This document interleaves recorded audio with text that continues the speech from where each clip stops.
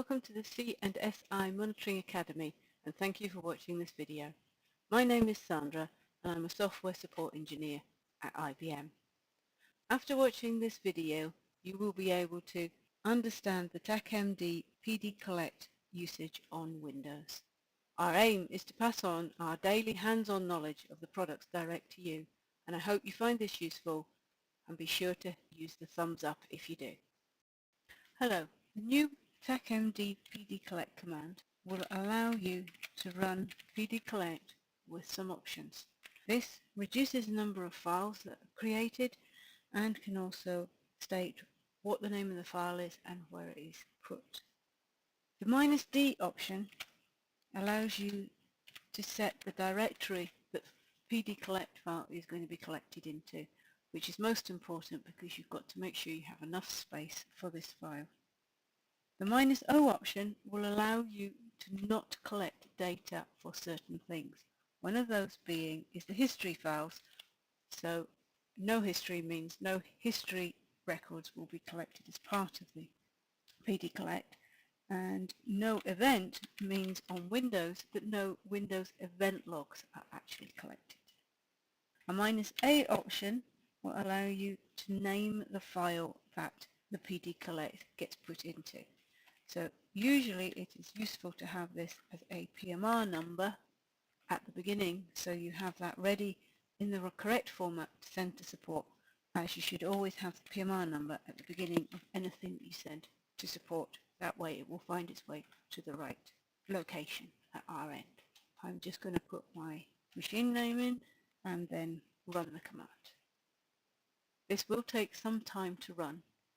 It's also possible to put a -S on it for the server name, so that you can actually do this remotely to an RTEMS or an agent that you want to collect a PDcollect from.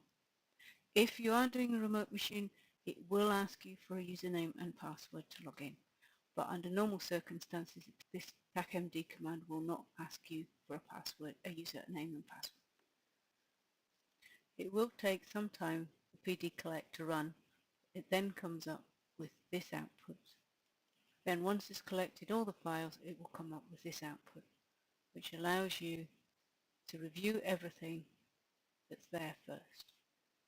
Since this is a Windows machine, if I bring up a viewer, I can see I've got the directory. I go into here and I can see all the files that have been collected and how the support engineer will see it when it arrives at IBM. You have a number of files here with system information.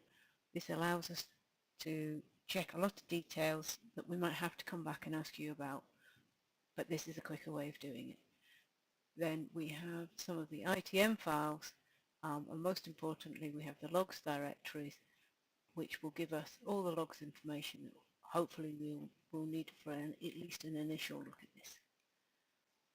So once you're quite happy with that this is what is needed and you're quite happy to send all of those files, you can delete any at that point, type in exit, and it will then compress it into a jar file ready for us. So once that's complete, files are in a jar format ready to be sent to IBM for the engineer to have a look at. Thank you for watching this video at the C&SI Monitoring Academy. If you have any questions or feedback, please use the comments box below and be sure to click the thumbs up icon.